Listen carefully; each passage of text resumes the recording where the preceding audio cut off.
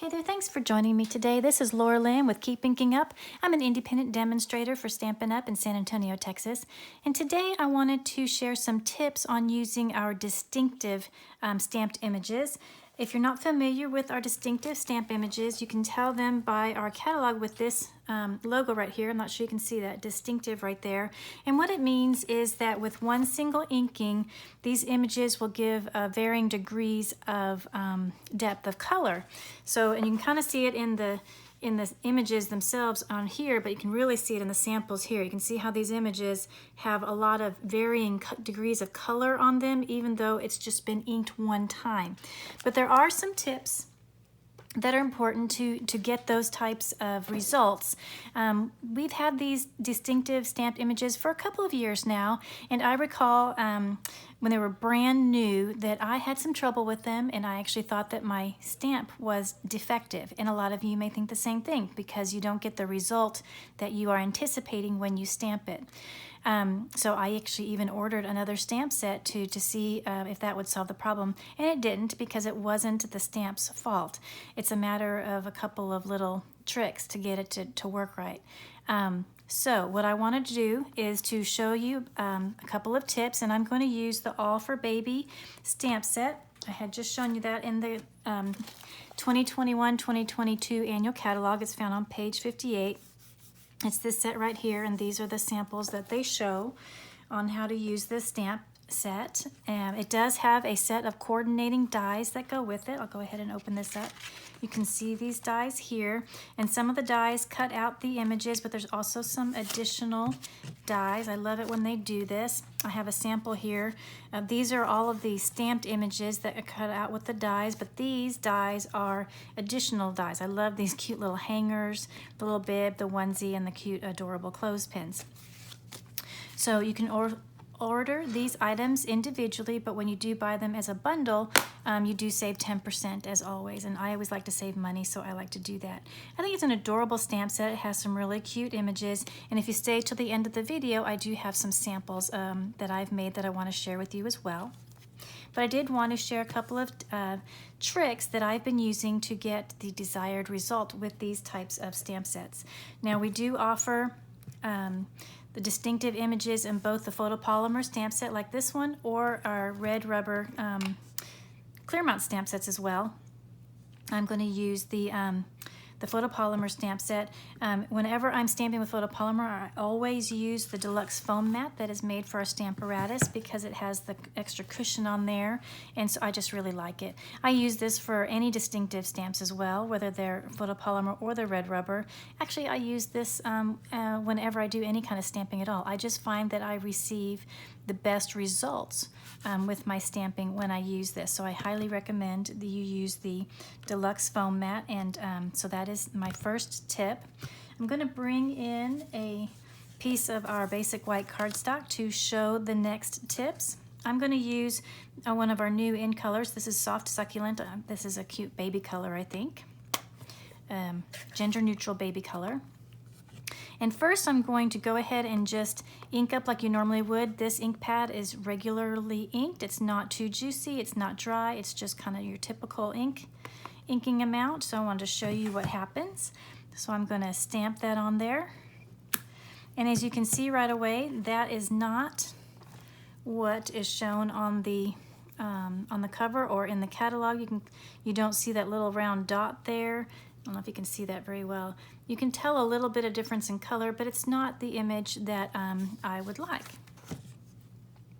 Oh, I meant to, you know what, I'm going to go back up a little again. I'm going to go ahead and ink it up again. I'm going to stamp it, and then right away I'm going to stamp it again to stamp off, because one of the tips is to not use quite as much ink. But I want you to see that this is regular ink and this is a little bit lighter ink. And you can see a little bit more detail. You can kind of see that little button over there a little bit better, but it's still not the same image as shown on the cover, so we still need to do something else.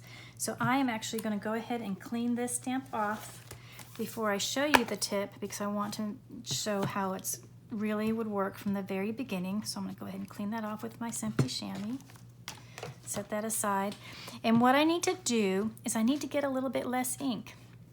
This is a well-inked ink pad. It's not too juicy, but it's not dry, but it has too much ink. So I'm going to take a plastic spoon. I just keep this in my craft space, and I'm going to push the ink away from the center of the ink pad. I'm just pushing it to the side. So I'm not losing ink, I'm just pushing it to the side. And hopefully you can kind of see how it's getting a little bit lighter in the center there because I'm pushing the ink aside. Again, I'm not getting rid of the ink, I'm just pushing it aside, and when I turn this case, when I close it, the ink will again return to the top of the ink pad. I'm just kind of moving it away. I think that's probably good. And now I'll ink up my little cute onesie and I'll stamp it down. And there, I hope you can see, it's quite a bit different. This image has a lot of detail. You see the little circle and it's quite a bit different from these other 3 images. And it's much closer to the image that's on the stamp case. So that is what you want to do. You want to have a less amount of ink. And like I said, when I close this and I store it aside, the ink will go back to the top of the ink pad, and so it'll be just like it was before. So you can use it with your regular stamps. So that's what I wanted to show you. So the 2 steps that are very important for distinctive images, for me anyway, are to use the deluxe foam mat and then to push the ink aside in the center of the ink pad. You're not getting rid of it, you're just moving it. I can go ahead and clean my spoons because I use this spoon over and over again whenever I need to do this for any ink pad that I want to use with a distinctive stamp set. So I did promise I wanted to show a couple of other samples. I've had a lot of fun with this bundle. This card I think is so cute. It used one of the dies that does not coordinate with one of the stamped images, but look how detailed this is. It even has the little snaps on the bottom of the onesie. Just adorable. This does use retired designer series paper, but you could use any designer series paper to recreate this. And this right here is from the Ornate Frames dies. I just thought that was kind of frilly and looked really nice with a girl onesie card. So I think that's really cute. I have been collecting teddy bears all of my life, and so of course I just love this little teddy bear look. And look at the detail that you see in there. You can see his little paws and his ears and all the details in that little cute little bear image. I layered it on some layering circles dies, and then I embossed this background layer with the textured textiles 3D embossing folder, and I added a bit of splatter for a little bit more interest. And then that thank you is from the stamp set. I cut the thank you out using a die from the, I think it's the Beautiful Friendship stamp set bundle. Anyway, really cute there. So that's another card. And then the last one I wanted to share, isn't this adorable? I love the little hanger in the die set is just so cute. And this again is another different onesie, and you can see the varying degree of ink that shows up when you stamp it using all of these particular tips. And then these layers with the scalloped are from the Scallop Contours dies, and this paper is from the Pattern Party, I think it's called, the Host Rewards set of designer series paper. And then I just added a bit of bling with the champagne rhinestones because I kind of went with the pink theme card. So anyway, I hope you found this helpful on a couple of tips to use to get your desired effect with our distinctive stamped images. And again, these work for any of the distinctive images in the catalog, whether they're photopolymer or our red rubber stamps. So thank you again so much for watching. I hope you learned something new, and I will see you in the next video. Bye-bye.